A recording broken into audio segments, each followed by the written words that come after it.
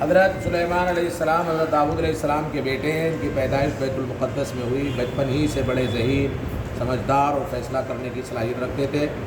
چنانچہ حضرت داؤد علیہ السلام اہم کاموں میں ان سے مشورہ کرتے تھے. جب حضرت سلیمان علیہ السلام جوان ہوئے تو حضرت داؤد علیہ السلام کا انتقال ہوا. اللہ تعالیٰ نے نبوت و سلطنت میں سلیمان علیہ السلام کو ان کا وارث بنایا اور ایسی حکومت عطا فرمائی کہ ان کے بعد کسی کو ایسی حکومت قیامت تک نہیں ملے گی.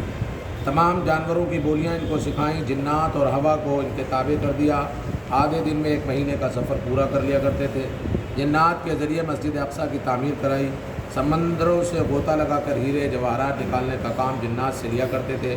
اس طرح بڑی بڑی دیگیں اور پتھروں کو تراش کر بڑے بڑے حوض بنانے کی ذمہ داری جنات کے حوالے کر رکھی تھی. یہ سب چیزیں اللہ تعالیٰ نے حضرت سلیمان علیہ السلام کو انعام و احسان کے طور پر عطا فرمائیں.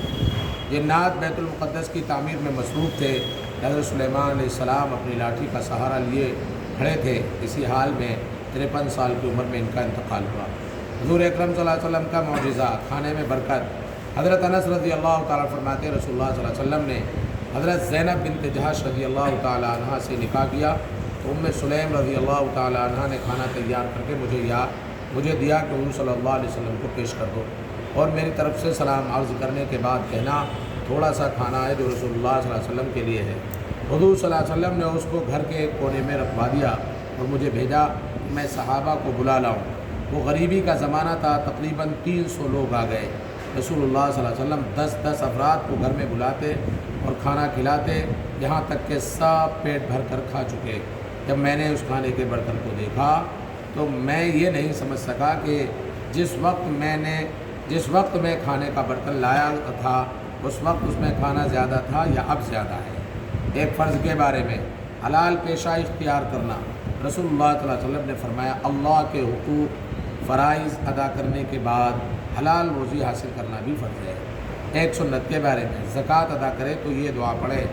رسول اللہ صلی اللہ علیہ وسلم نے فرمایا جب تم زکوٰۃ ادا کرو تو اس کے ثواب کو نہ بھولو اور یہ کہو اللہم اجعلها مغنما ولا تجعلها مغرما. اے اللہ اس زکوٰۃ کو نفع کا ذریعہ بنا، اسے نقصان کا سبب نہ بنا. ایک اہم عمل کی فضیلت پورا مہینہ تراویح پڑھنا. رسول اللہ صلی اللہ علیہ وسلم نے فرمایا رمضان ایک ایسا مہینہ ہے جس کے روزوں کو اللہ تعالیٰ نے تم پر فرض کیا ہے اور میں نے تمہارے لیے اس کی تراویح کو سنت قرار دے دیا ہے. جو شخص اللہ تعالیٰ کے وعدوں پر یقین کرتے ہوئے اور اس کے اجر و ثواب کے شوق میں اس مہینے کے روزے رکھتا ہے اور تراویح پڑھتا ہے تو وہ گناہوں سے اس طرح پاک صاف ہو جاتا ہے جیسا کہ اس کی ماں نے اس کو آج ہی جنم دیا ہے. ایک گناہ کے بارے میں جان بوجھ کر قتل کرنا. قرآن کریم میں اللہ تعالیٰ فرماتا ہے جو شخص کسی مسلمان کا جان بوجھ کر قتل کر دے تو اس کی سزا جہنم ہے، وہ اس میں ہمیشہ ہمیشہ رہے گا. اللہ تعالیٰ کا غصہ اور اس کی لعنت اس پر ہوگی اور اللہ تعالیٰ نے ایسے شخص کے لیے بڑا عذاب تیار کر رکھا ہے. دنیا کے بارے میں دنیاوی زندگی پر خوش نہ ہونا. قرآن کریم میں اللہ تعالیٰ فرماتا ہے اللہ تعالیٰ جس کو چاہتا ہے بے حساب رزق دیتا ہے اور جس کو چاہتا ہے تنگی کرتا ہے. اور یہ لوگ دنیا کی زندگی پر خوش ہوتے ہیں اور اس کے عیش و عشرت پر اتراتے ہیں، حالانکہ آخرت کے مقابلے میں دنیا کی زندگی ایک تھوڑا سا سامان ہے. آخرت کے بارے میں دوزخ کا درخت. رسول اللہ صلی اللہ علیہ وسلم نے فرمایا اگر زقوم جو جہنم کا ایک درخت ہے انتہائی کڑوا ہے، اس کا ایک قطرہ بھی دنیا میں ٹپکا دیا جائے تو اس کی کڑواہٹ کی وجہ سے تمام دنیا والوں کا جینا مشکل ہو جائے. تو آپ بتاؤ ان جہنمی کا کیا حال ہوگا جس کی خوراک کی زقوم ہوگی. طب نبوی سے علاج. سنترے کے فوائد. رسول اللہ صلی اللہ علیہ وسلم نے فرمایا تم لوگ سنترے کو استعمال کیا کرو کیونکہ دل کو مضبوط بناتا ہے.